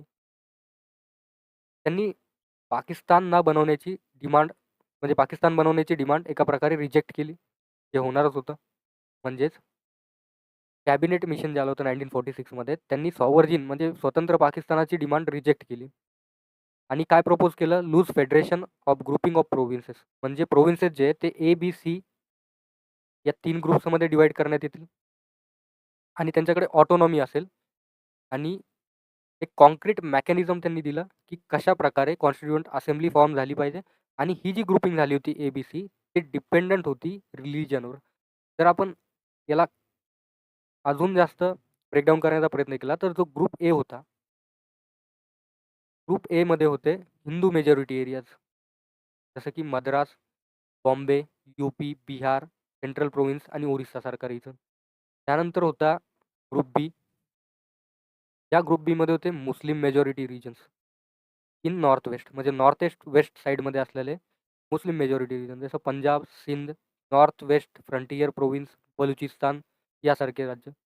त्यानंतर ग्रुप सीमध्ये परत एकदा मुस्लिम मेजॉरिटी एरियाज होते नॉर्थ ईस्टचे, म्हणजेच बेंगॉल, आसामचे. म्हणजेच हे जे आपली डायरेक्शन आहे त्याच्यानुसार नॉर्थ वेस्ट म्हणजे इकडचे, नॉर्थ ईस्ट म्हणजे इकडचे मुस्लिम राज्य आणि ग्रुप एमध्ये काय होतं तर जे मद्रास आहे म्हणजे साऊदर्न साईडचे राज्य, बॉम्बे आहे नॉर्दर्न साईडचा, यूपी आहे, त्यासोबतच बिहार आहे आणि सेंट्रल प्रोव्हिन्सचा एरिया ओरिसा आहे. यासारखे जितके पण राज्य आहे ते ग्रुप्समध्ये डिवाइड करण्यात आले depending on majority or minority of categories or caste or religion. तर रिझल्ट काय झाला? इंडियन नॅशनल काँग्रेसनी आणि मुस्लिम लीगनी रिझर्वेशनच्या बेसिसवर जी कॉन्स्टिट्यूएंट असेंब्ली आहे किंवा संविधान सभा आहे त्याचा प्रस्ताव मंजूर केला. म्हणजे फायनल ट्रान्सफर ऑफ पॉवरची इथे प्रोसेस स्टार्ट झाली. कॅबिनेट मिशनला मंजुरी मिळाली किंवा अप्रुव्हल मिळालं इंडियनच्या साईडनी. नंतर येते कॉन्स्टिट्यूएंट असेंब्ली इन ॲक्शन, म्हणजे कॉन्स्टिट्यूएंट असेंब्ली कधी बनली आणि कधीपासून ॲक्शनमध्ये आली. आता हा पॉईंट इम्पॉर्टंट होऊन जातो. कारण 1946 पासून 1949 पर्यंत ही जी कॉन्स्टिट्यूएंट असेंब्ली होती किंवा संविधान सभा होती ती ॲक्टिव्ह होती, म्हणजेच कार्यरत होती. फॉर्मेशन अँड कंपोजिशनबद्दल जर आपण बोललो, की संविधान सभा बनल्यानंतर त्याच्यामध्ये किती मेंबर्स होते, कुठून आले होते ते मेंबर्स, सगळ्या गोष्टीबद्दल आपल्याला डिस्कशन करावं लागेल. ही जी सभा होती, जसं आपल्याला माहिती आहे, की 1946 पासून 1949 पर्यंत ॲक्टिव्ह होती. कॉन्स्टिट्यूएंट असेंब्लीमध्ये संविधान सभा होते आणि फॉर्मेशनबद्दल जर बोललो आणि कंपोजिशनबद्दल बोललो, तर जे इलेक्शन झाले होते संविधान सभामध्ये लोकं पाठवण्यासाठी ते झाले होते जुलै आणि ऑगस्ट 1946. म्हणजे जे इलेक्शन होते ते करवण्यात आले होते. म्हणजे असे नाही की ते डायरेक्टली इलेक्ट होऊन विदाऊट इलेक्टेड मेंबर्स तिथे गेले होते. जुलै ते ऑगस्टच्या महिन्यामध्ये 1946 मध्ये पहिल्यांदा इलेक्शन झाले होते. आणि हे इलेक्शन जे होते ते इनडायरेक्ट बेसिसवर झाले होते. म्हणजेच इनडायरेक्टली मेंबर्स इलेक्ट करण्यात आले होते प्रोव्हिन्शियल लेजिस्लेटिव्ह असेंब्लीजमधून. आणि याची जी वोटिंग झाली होती ती proportional representation by single transferable vote झाली होती. तर सिंगल ट्रान्सफरेबल वोट काय, रिप्रेझेंटेशन काय, हे सगळं आपण बघूयात ज्यावेळेस आपण पार्लिमेंटची स्टडी करू किंवा वोटिंग प्रोसेसची स्टडी करू किंवा मग एका प्रकारे इलेक्शन कमिशनबद्दल स्टडी करू. तर ही जी वोटिंग झाली होती तिथे इनडायरेक्टली इलेक्टेड मेंबर्स गेले होते. ते मेंबर्स प्रोव्हिन्शियल लेजिस्लेटिव्ह असेंब्लीजमधून गेले होते. कशाप्रकारे गेले होते? Proportional representation by single transferable वोटनी गेले होते. तर या ठिकाणी आपल्याला स्ट्रेंथ जाणून घेणं गरजेचं होतं. ओरिजिनली ना 389 म्हणजे 389 ओजी सीट्स होत्या. म्हणजे ओरिजिनल सीट होत्या. म्हणजे इतके मेंबर्स कॉन्स्टिट्यूशनल असेंब्लीमध्ये गेले होते किंवा कॉन्स्टिट्यूएंट असेंब्लीमध्ये गेले होते. हे कधीचा आकडा आहे? हा आकडा आहे बिफोर पार्टिशनचा. ज्याच्यापैकी 296 ब्रिटिश इंडियाचा पार्ट होते, 93 प्रिन्सली स्टेट्सचा पार्ट होते. पण आफ्टर पार्टिशन म्हणजे हा जो आकडा आहे इथे, हा होता बिफोर पार्टिशन. म्हणजे स्वतंत्र झाल्यानंतर फाळण्या होण्यापूर्वीचा आकडा, की कॉन्स्टिट्यूएंट असेंब्ली जी बनली, संविधान सभा जी बनली, त्या संविधान सभेमध्ये 292 ब्रिटिश इंडियन प्रोव्हिन्सेसचे मेंबर होते, 93 प्रिन्सली स्टेट्सचे मेंबर होते, रियासतांचे मेंबर्स होते, 4 चीफ कमिशनर प्रोव्हिन्सेसचे मेंबर होते, म्हणजे 4. टोटल आकडा जो होता तो होता 389चा. पण जेव्हा इलेक्शन झाले, त्यानंतर तो आकडा पडून 299चा झाला. म्हणजेच हा जो आकडा आहे तो आहे आफ्टर इलेक्शनचा. त्यावेळेस 229 प्रोव्हिन्सेसचे मेंबर होते आणि 70 प्रिन्सली स्टेट्सचे नंबर होते किंवा मेंबर होते. आपण जर पार्टी वाईज डिव्हिजन केलं तर इंडियन नॅशनल काँग्रेसचे 208 उमेदवार होते आणि मुस्लिम लीगचे 73 उमेदवार होते. हे आपलं पार्टी वाईज किंवा रुलिंग.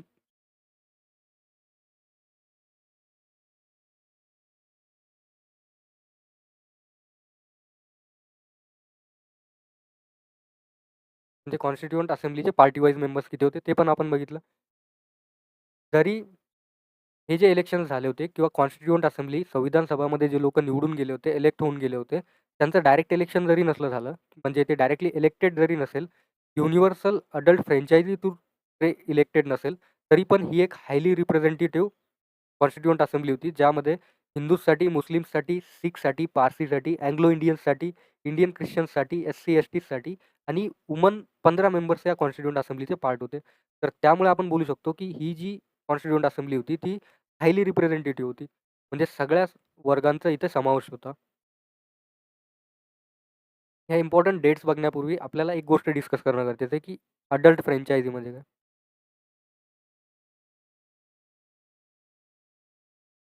किंवा युनिव्हर्सल अडल्ट फ्रॅन्चायझी म्हणजे काय? हा जो टर्म आहे, तो नेहरूंनी जास्त पॉप्युलर केला होता.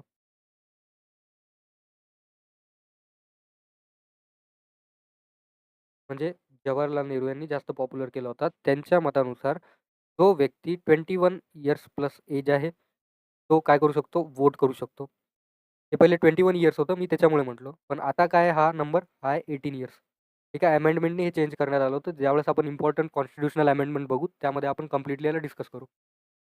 इम्पोर्टंट डेट्सचं जर डिस्कशन करायला झालं, तर 9 डिसेंबर 1946ला पहिली मीटिंग झाली होती कॉन्स्टिट्यूएंट असेंब्लीची. टेम्पररी प्रेसिडेंट जे बनले होते पहिल्या मीटिंगमध्ये, ते होते सच्चिदानंद सिन्हा. हा प्रश्न इम्पॉर्टंट आहे, की पहिले टेम्पररी प्रेसिडेंट किंवा पहिले प्रेसिडेंट कोण बनले होते? तर डॉक्टर सच्चिदानंद सिन्हा बनले होते. नंतर 11 डिसेंबर 1946ची डेट होती. त्या डेटला पर्मनंट प्रेसिडेंट बनले, जे होते डॉक्टर राजेंद्र प्रसाद. हा पण प्रश्न इम्पॉर्टंट आहे. त्यानंतर 13 डिसेंबर 1946ला ऑब्जेक्टिव्ह रेझोल्यूशन जे आहे, ते जवाहरलाल नेहरूंनी इंट्रोड्यूस केलं. तर ऑब्जेक्टिव्ह रेझोल्यूशन काय? ऑब्जेक्टिव्ह रेझोल्यूशन प्रिअम्बल जी आहे आपली प्रेझेंट डेची, ज्याला आपण प्रस्तावना बोलतो भारतीय संविधानाची, त्याचा ओल्ड फॉर्म आणि जी प्रिअम्बल आहे ती मॉडर्न फॉर्म आहे किंवा एक अपडेटेड इव्हॉल्व्ड फॉर्म आहे ऑफ व्हॉट? Objective resolution.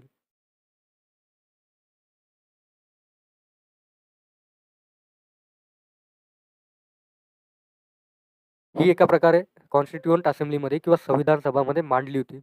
त्यानंतर 22 जानेवारी 1947ला ऑब्जेक्टिव्ह रेझोल्यूशन जे आहे त्याला पास केलं होतं. म्हणजे ऑफिशियली अडॉप्ट केलं होतं. त्यानंतर 3 जून 1947ला माउंट बॅटन प्लॅन आला होता, ज्याच्याने काय झालं?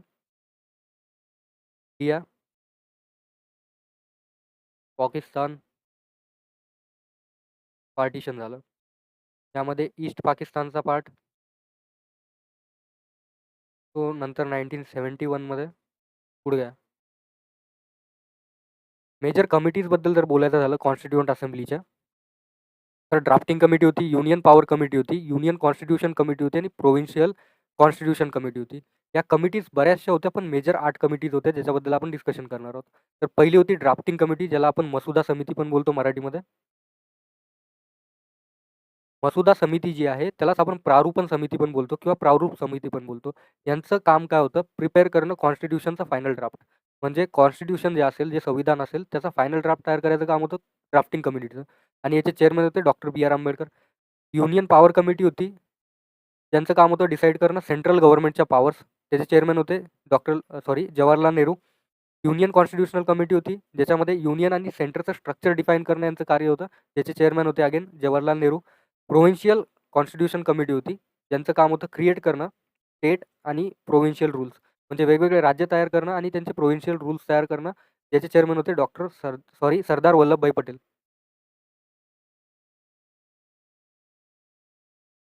मेजर कमिटीज कोणकोणत्या होत्या?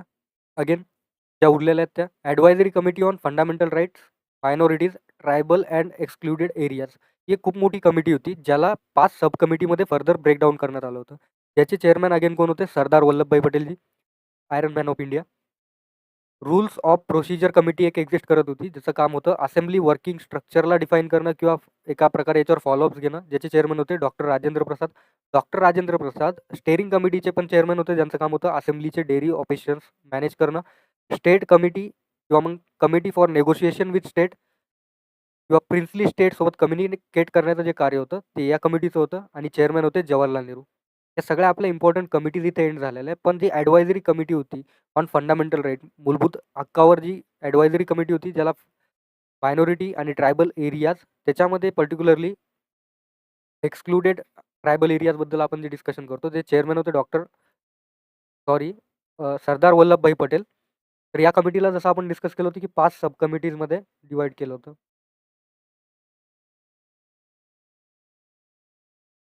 तर त्या 5 सब कमिटी होत्या.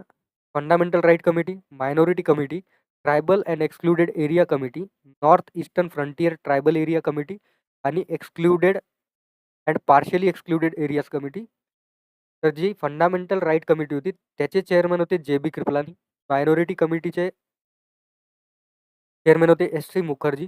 ट्रायबल एक्सक्लुडेड एरियाज कमिटी जी आहे, त्याला फर्दर 2 कमिटीजमध्ये डिवाइड केलं होतं. तर north east frontier tribal areas कमिटीचे चेअरमन होते गोपीनाथ बोरबोदोय आणि excluded and partially excluded area कमिटीचे चेअरमन होते ए.व्ही. ठक्कर. त्यानंतर येतो मेजर पोस्ट अँड पर्सनॅलिटीज बद्दलचा मुद्दा, जिथे आपण परत त्याच गोष्टी रिपीट करणार आहोत. त्यामध्ये डॉक्टर राजेंद्र प्रसाद जे होते, ते प्रेसिडेंट होते कॉन्स्टिट्यूएंट असेंब्लीचे किंवा संविधान सभाचे. त्यांचं काम होतं प्रोसिडिंग्सला गाईड करणं, इमेन्स पेशन्स सोबत आणि एन्श्योर करणं, की सगळ्या पार्टीजमध्ये जी वोटिंग होईल, ती मेजॉरिटी वोटिंग झाली पाहिजे, कोणत्याही मुद्द्यावर किंवा कॉन्सायन्सवर. एस.सी. मुखर्जी हे व्हाईस प्रेसिडेंट होते. त्यांचं काम होतं रिप्रेझेंटेड मायनॉरिटीज जे एस.सी. मुखर्जी होते, ते मायनॉरिटीजला रिप्रेझेंट करत होते, स्पेशली ख्रिश्चन रिप्रेझेंटेटिव्हनी किंवा पर्स्पेक्टिव्हनी. आणि त्यांचं काम होतं क्रुशियल त्यांचा एका प्रकारे ॲडवाईस देणं, शेप करण्यामध्ये मायनॉरिटी सेफगार्ड, म्हणजे मायनॉरिटी सेफगार्डसाठी त्यांनी वर्क केलं होतं. Doctor B. R. Ambedkar chairman होते ड्राफ्टिंग कमिटीचे. त्यांना चीफ आर्किटेक्ट पण बोललं जातं इंडियन कॉन्स्टिट्यूशनचा. त्यांनी ब्रिलियंटली बऱ्याचशा कमिटीच्या रिपोर्टला सिंथेसाइज केलं आणि जे संविधान त्यांनी बनवलं होतं, त्याला विगरसली डिफेंड केलं. एन्श्योर केलं, की कॉन्स्टिट्यूशन जे आहे, तो पोटेंट टूलसारखं काम करेल सोशल जस्टिसमध्ये, म्हणजे सामाजिक न्याय प्रदान करण्यामध्ये आणि अबॉलिशन ऑफ अनटचॅबिलिटीमध्ये. म्हणजे त्यावेळेस अनटचॅबिलिटी सारखी प्रथा एक्झिस्ट करत होती. एका प्रकारे त्याचा बहिष्कार करण्यासाठी काम करेल. नंतर येतात सर बी.एन. राव. कॉन्स्टिट्यूशनल ॲडवायझर होते हे. हे ते व्यक्ती होते ज्यांना आपण संविधानाच्या क्रिएशनमध्ये किंवा बनवण्याच्या स्टेजमध्ये सगळ्यात कमी लेखतो किंवा कमी इम्पॉर्टन्स देतो. पण जे बी.एन. राव होते, त्यांनी खूप इम्पॉर्टंट काम केलं. That is he travelled globally. म्हणजे त्यांनी पूर्ण दुनियाभरचे कॉन्स्टिट्यूशन टाळून काढले होते इंडियाचं कॉन्स्टिट्यूशन बनवण्यासाठी. म्हणजे ग्लोबली ते ट्रॅव्हल करत होते, स्टडी करत होते देश दुनियाचे सगळ्या प्रकारचे संविधान. आणि इनिशियल ड्राफ्ट त्यांनी प्रिपेअर केला होता इंडियन कॉन्स्टिट्यूशनचा, ज्यावर आंबेडकरची जी कमिटी होती, ड्राफ्टिंग कमिटी, त्यांनी काम केलं होतं समोर. त्यालाच फर्दर इव्हॉल्व करण्यात आलं होतं. जर आपण इंडियन कॉन्स्टिट्यूशन बद्दल डिस्कशन करू, तर इंडियन कॉन्स्टिट्यूशनमध्ये पण बऱ्याचशा गोष्टी अशा आहेत ज्या गव्हर्नमेंट ऑफ इंडिया ॲक्टमधून आलेल्या आहे. जवळपास 70% बाकी उरलेल्या आपण काही देशांपासून बॉरो केलेलं आहे. तर तो प्रश्न आहे नाही आपला. आता प्रश्न काय आहे, की ड्राफ्टिंग कमिटी जी बनली किंवा प्रारूप समिती, मसुदा समिती जी बनली, त्याच्याबद्दल व्हायटल क्वेश्चन्स कोणते येऊ शकतात एक्झाममध्ये, त्याबद्दल आपण डिस्कशन करू. तर मसुदा समिती 29 ऑगस्ट 1947ला तयार झाली होती आणि ही सगळ्यात इम्पॉर्टंट कमिटीजपैकी एक होती. त्याचे 7 मेंबर्स होते. त्याचे चेअरमन होते doctor B. R. Ambedkar, N. Gopal Swami Iyengar, Alladi कृष्णमा स्वामी अय्यर, के. एम. मुन्शी, सय्यद मोहम्मद सदाउल्ला आणि जे एन. माधवराव होते. त्यांनी रिप्लेस केलं होतं एका जणाला इथे, दॅट इज बी. एल. मित्तर. त्यांनी आपल्या इल हेल्थमुळे एका प्रकारे रिझाईन दिलं होतं या ठिकाणी. आणि टी. कृष्णमाचारी जे आहे, त्यांनी रिप्लेस केलं होतं डी. पी. खेतन यांना, ज्यांची डेथ झाली होती 1948 मध्ये. तर क्वेश्चन असा पण येतो एक्झाममध्ये, की हे जे 7 मेंबर्स आहे, त्याच्यामध्ये कोणी कोणाला रिप्लेस केलं होतं? तर एन. माधवराव जे आहेत,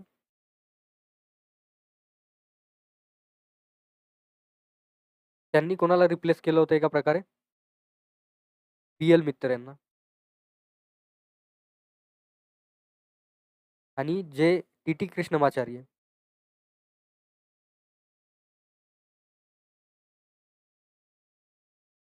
त्यांनी रिप्लेस केलं होतं एका प्रकारे डी. पी. खेतन यांना.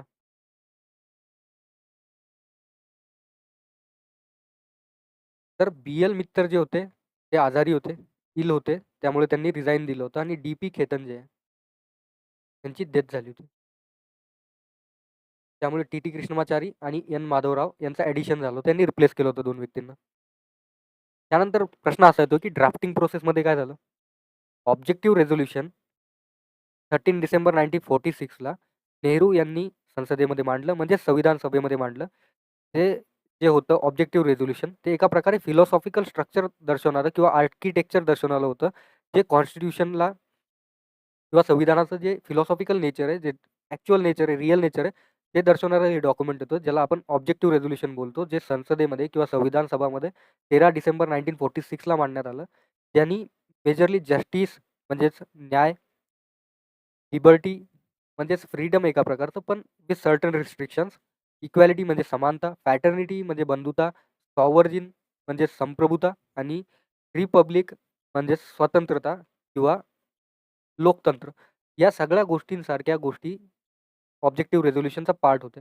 तर हेच समोर जाऊन आपण जसं बघतो आताच्या टाईममध्ये, की प्रिएम्बलमध्ये कन्व्हर्ट झालं. म्हणजेच ऑब्जेक्टिव्ह रेझोल्यूशन जे आहे, ते ओल्ड फॉर्म आहे आताच्या प्रिएम्बलचा, आणि प्रिएम्बल जे आहे ते मॉडर्न फॉर्म ऑफ ऑब्जेक्टिव्ह रेझोल्यूशनच आपण बोलू शकतो. कमिटी सिस्टम होती. बऱ्याचशा कमिटीज होत्या. युनियन पॉवर कमिटी होती. प्रोव्हिन्शियल कॉन्स्टिट्यूशन कमिटी होती. त्यासोबतच स्टेअरिंग कमिटी होती. या सगळ्या कमिटीज ज्या आहेत, ते एकमेकांसोबत कोऑर्डिनेट करत होत्या. काही मायनर कमिटीज पण होत्या. मेजर 8 कमिटीज होत्या. जसं आपण डिस्कशन केलंय त्या कोणकोणत्या कमिटीज होत्या ते. ड्राफ्टिंग आणि डिबेटबद्दल जर बोलायचं झालं, तर इनिशियली जो पहिला ड्राफ्ट तयार झाला होता फेब्रुवारी महिन्यामध्ये. इनिशियली जो पहिला ड्राफ्ट तयार करण्यात आला होता संविधानाचा, तो पब्लिक रिव्ह्यूसाठी ओपन होता 8 महिन्यासाठी. म्हणजे पब्लिश करण्यात आला होता तो 8 महिन्यासाठी पब्लिक फीडबॅक घेण्यासाठी. आणि पहिल्या रीडिंग झाल्यानंतर, म्हणजे पहिली रीडिंग झाली आणि फेब्रुवारी 1948 मध्ये पहिल्या ड्राफ्टची रीडिंग झाली. त्यानंतर 8 महिन्यासाठी ते एका प्रकारे पब्लिश करण्यात आलं पब्लिक फीडबॅकसाठी. ड्युरिंग फर्स्ट रीडिंग काय झालं, की 7653 म्हणजे 7653 सजेशन्स होते.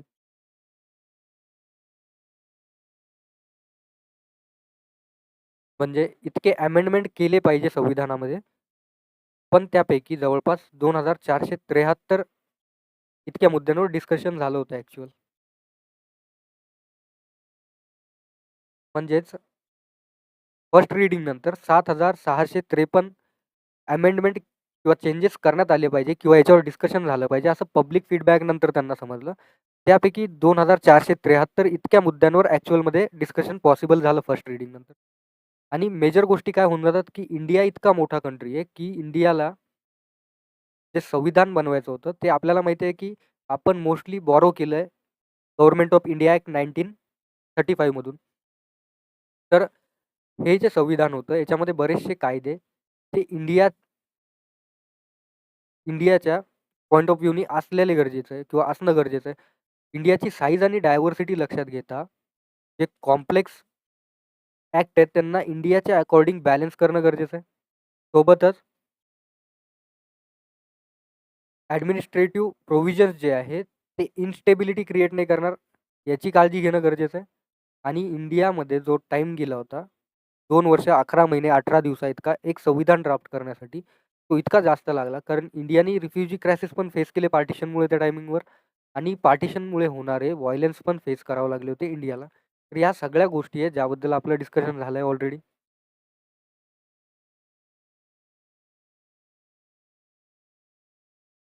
तर जी फर्स्ट रीडिंग झाली होती, फर्स्ट रीडिंग नंतर जे कॉन्स्टिट्यूशनचा इनिशियल ड्राफ्ट बनला होता, तो पब्लिक रिव्ह्यूसाठी 8 महिने ओपन होता. त्याच्यावर इंडियन कॉमन जनतानी पण रिव्ह्यूज वगैरे दिले होते, की कोणते चेंजेस झाले पाहिजे. त्यासाठी हा पब्लिक रिव्ह्यूसाठी डिस्प्ले करण्यात आला होता पहिला ड्राफ्ट फर्स्ट रीडिंग नंतर. आणि महिना होता फेब्रुवारी महिना. सोबतच जो इनिशियल ड्राफ्ट पब्लिश करण्यात आला, त्यानुसार फर्स्ट रीडिंगनुसार 7,000, एक मिनिटं, मला तो 653 आणि 2473,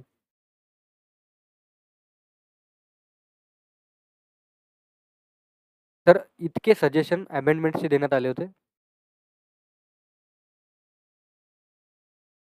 म्हणजेच इतके बदल किंवा यावर डिस्कशन झाले पाहिजे, असे बरेच लोकांचं मत होतं. पण ॲक्चुअलमध्ये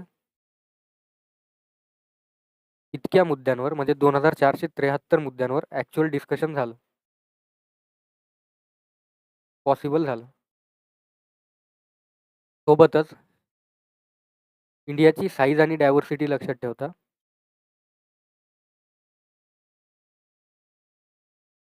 जे गव्हर्नमेंट ऑफ इंडिया ॲक्ट 1935चे काही मुद्दे आहेत, त्याला बॅलन्स करावं लागत होतं. सोबतच ॲडमिनिस्ट्रेटिव्ह प्रोव्हिजन्स चेंज करावे लागले.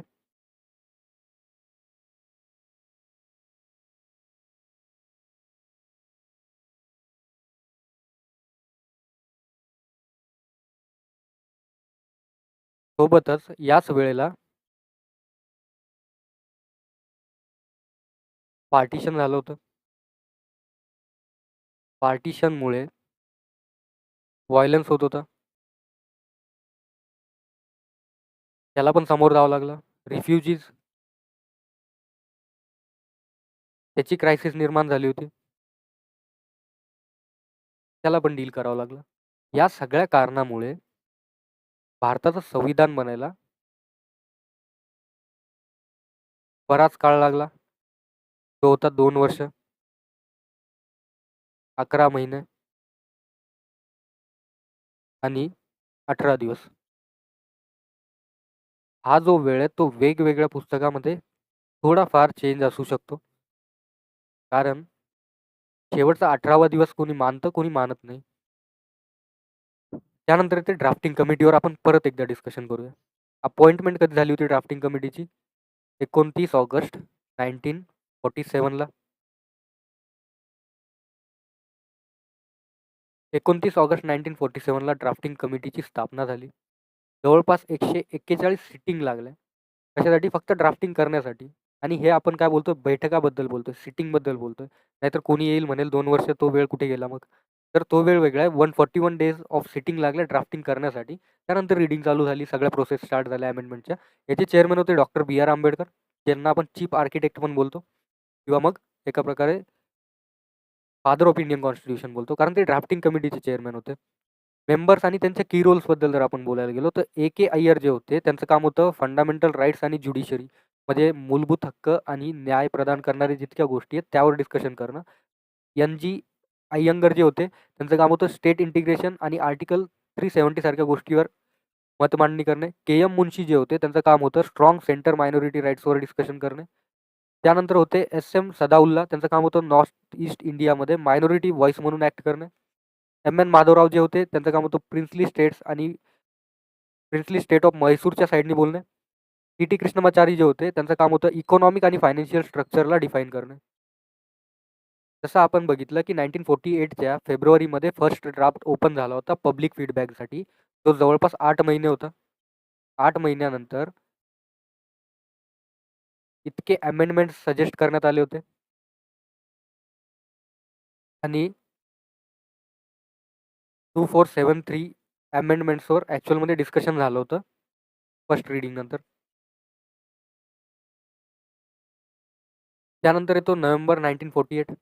तिथे clause by clause debate start झाला. त्यालाच आपण सेकंड रीडिंग कन्सिडर करतो आणि 26 नोव्हेंबर 1949ला फायनल अडॉप्टेशन झालं. हे होतं ड्राफ्टिंग कमिटीचा ओव्हरऑल फ्लो. तर आपण काय काय बघितलं आतापर्यंत ते आपण रिकॉल करू. फेब्रुवारी 1948, नोव्हेंबर 1948 आणि 26 नोव्हेंबर 1949. फेब्रुवारी 1948ला फर्स्ट ड्राफ्ट जो आहे कॉन्स्टिट्यूशनचा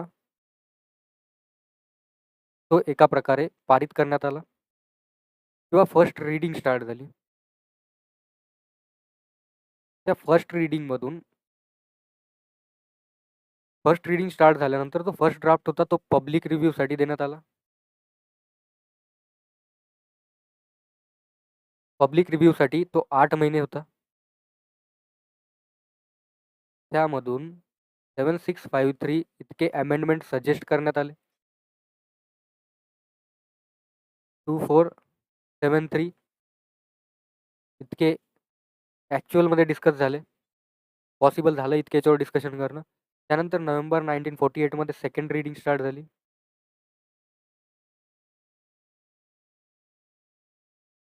ज्याच्यामध्ये क्लॉज बाय क्लॉज रीडिंग झाली.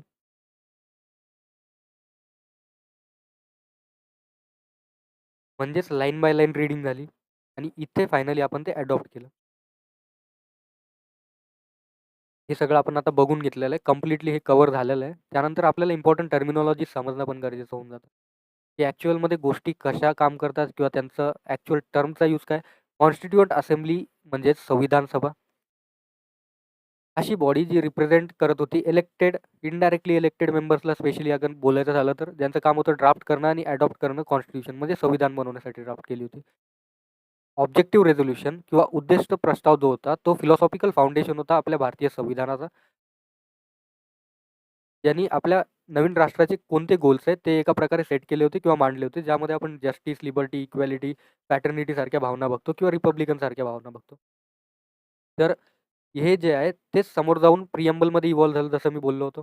मॉडर्न डे प्रिएम्बल याला बोलू शकतो आपण.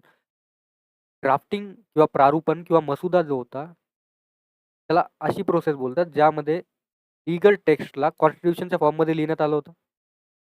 डोमिनियन स्टेटस जसं आपल्याला माहिती आहे, की अधिराज्य किंवा अर्धराज्याचा दर्जा हे सेमी ऑटोनॉमस स्टेटस असतं, जिथे ब्रिटिश क्राऊनच्या अंडर आपण काम करतो. आणि इंडियाची जी डिमांड होती, ती होती पूर्ण स्वराज्याची. त्यामुळे इंडियाने डोमिनियन स्टेटसला एका प्रकारे रिजेक्ट केलं होतं. सॉव्हर्जिन म्हणजे संप्रभू, म्हणजे इंडिया कंप्लीटली इंडिपेंडंट आहे स्वतःचे डिसिजन घेण्यासाठी. आणि कोणी तिसरा व्यक्ती किंवा एक्सटर्नल पॉवर इंडियाचे ओरिजिनल डिसिजन जे आहे त्याला इम्पॅक्ट नाही करू शकणार. इंडिया कंप्लीटली फ्री आहे. त्यालाच आपण बोलतो संप्रभुता किंवा सॉव्हर्जिनिटी. नंतर येते रिपब्लिक म्हणजेच गणतंत्र. अशी सिस्टीम जिथे हेड ऑफ स्टेट जो राहील, जसं इंडियाच्या केसमध्ये प्रेसिडेंट आहे, तो लोकांद्वारे इलेक्टेड राहील. हेरिडिटरी मोनार्क किंवा राजाचा मुलगा राजा किंवा राणीची मुलगी राणी या टाईपची कन्सेप्ट राहणार नाही. अडल्ट फ्रँचायझीवर वोटिंग होईल, ज्याला आपण सार्वभौमिक वयस्क मताधिकार बोलतो. तर सगळे अडल्ट सिटिझन्स आहेत, त्यांना वोट करण्याचा अधिकार राहील regardless of their wealth, gender और रिलिजन. म्हणजे तुमचा संपत्ती नाही बघितल्या जाणार, तुमचं जेंडर नाही बघितलं जाणार, तुमचं रिलिजन नाही बघितलं जाणार. तुमच्याकडे मत करण्याचा अधिकार राहील फक्त तुमच्या एजच्या आधारावर. आणि सिटिझन्सला वोटिंगचा अधिकार असतो फक्त. ज्यावेळेस आपण सिटिझनशिप, इलेक्शन कमिशन या सगळ्या गोष्टी बघू त्यावेळेस आपण याला कम्प्लिटली डिस्कस करून घेऊ. पण युनिव्हर्सल अडल्ट फ्रँचायझीबद्दल मी डिस्कस केलं, जसं की नेहरूजी जे आहेत त्यांनी या टर्मला पॉप्युलराइज केलं होतं, ज्यावेळेस त्यांनी एक डिमांड ठेवली होती की इंडियाचं कॉन्स्टिट्यूशन इंडियन्सच लिहितील तेव्हा. आणि जी युनिव्हर्सल अडल्ट फ्रँचायझी आहे त्याच्यामध्ये जे वयस्क आहेत त्यांना मताचा अधिकार आहे. त्यांची संपत्ती या ठिकाणी नाही बघितल्या जाणार, त्यांचे जेंडर नाही बघितल्या जाणार किंवा रिलिजन नाही बघितल्या जाणार. हे सगळं वगळता किंवा इग्नोर करतात. स्टार्टिंगला जी वोटिंगची एज होती ती 21 इयर्स होती. नंतर त्याला डिक्रीज करून अमेंडमेंटनी 18 इयर्स केली. म्हणजे जो 18 वर्षापेक्षा वरती असेल त्याच्याजवळ वोट करण्याचा अधिकार आहे. त्यालाच आपण युनिव्हर्सल अडल्ट फ्रँचाइज बोलतो. परत एकदा आपण बऱ्याचशा टॉपिकवर किंवा टाईमलाईनवर एकदा डिस्कशन करून घेऊ. तर इम्पॉर्टंट टाईमलाईनवर जर बोलायचं झालं तर 29 ऑगस्ट 1947ला ड्राफ्टिंग कमिटी फॉर्मली अपॉइंट करण्यात आली होती कॉन्स्टिट्यूएंट असेंब्लीद्वारा. 30 ऑगस्ट 1949ला फर्स्ट मीटिंग झाली होती, जिथे doctor B R Ambedkar chairman बनले होते. या डेट्स तुम्हाला लक्षात ठेवायच्या. फेब्रुवारी 1948 मध्ये त्यांनी आपला पहिला ड्राफ्ट दिला आणि त्याला पब्लिश पण केलं. 8 महिने वेळ होता, त्याच्यामध्ये पब्लिक फीडबॅक गोळा करण्यात आला आणि त्यांनी 7,653 इतके अमेंडमेंट सुचवले. सोबतच ऑक्टोबर 1948ला आफ्टर ऑक्टोबर 1948 किंवा नोव्हेंबर 1948च्या जवळपास पब्लिक फीडबॅक सबमिट केल्यानंतर, मेजर क्रिटिसिझम झाल्यानंतर सेकंड ड्राफ्ट वॉज पब्लिश्ड आणि नोव्हेंबर 1948ला रीडिंग स्टार्ट झाली होती. तर 4 नोव्हेंबर 1948ला फायनल ड्राफ्ट कॉन्स्टिट्यूएंट असेंब्ली समोर प्रस्तुत करण्यात आला. त्यामध्ये फर्स्ट रीडिंगचे जनरल डिस्कशन स्टार्ट झाले. नोव्हेंबर 15, 1948 ते ऑक्टोबर 17, 1949 पर्यंत सेकंड रीडिंग स्टार्ट झाली होती. जेव्हा क्लॉज बाय क्लॉज किंवा line by line each line तिथे डिस्कस झाली, त्याच्यावर डिस्कशन झालं. 7,653 इतके अमेंडमेंट्स रेकमेंड करण्यात आले होते. त्यापैकी 2,473 प्रॅक्टिकली असेंब्लीमध्ये डिस्कस करू शकले लोकं आणि नंतर मग नोव्हेंबर 14, 1949ला थर्ड रीडिंग किंवा फायनल वोटिंग फेज स्टार्ट झाली. जिथे 26 नोव्हेंबर 1949ला कॉन्स्टिट्यूशन जे आहे ते असेंब्लीमध्ये पास करण्यात आलं. अडॉप्ट झालं फायनली आणि याच दिवशी कॉन्स्टिट्यूशन जे आहे ते एनॅक्ट आणि अडॉप्ट दोन्ही झालं. तो या डायग्राममधून तुम्ही सगळ्या गोष्टी बघू शकता, की कोणी काय केलं. जसं की doctor B. R. Ambedkar chairman होते ड्राफ्टिंग कमिटीचे. त्यासोबतच डॉक्टर राजेंद्र प्रसाद जे आहे ते अध्यक्ष होते कॉन्स्टिट्यूएंट असेंब्लीचे किंवा चेअरमन होते. जवाहरलाल नेहरूंनी ऑब्जेक्टिव्ह रेझोल्यूशन आणलं होतं. युनिव्हर्सल अडल्ट फ्रँचाइजबद्दल बोलले होते. बी. एन. राव कॉन्स्टिट्यूशनल ॲडवायझर होते इम्पॉर्टंट. सरदार वल्लभभाई पटेल हे वेगवेगळ्या कमिटीचे चेअरमन होते इथे. सोबतच या बाकी जितक्या गोष्टी असतील त्याच्यासाठी आपण वेगळे लेक्चर्स प्लॅन केलेले आहे. So thank you for listening me. जय हिंद.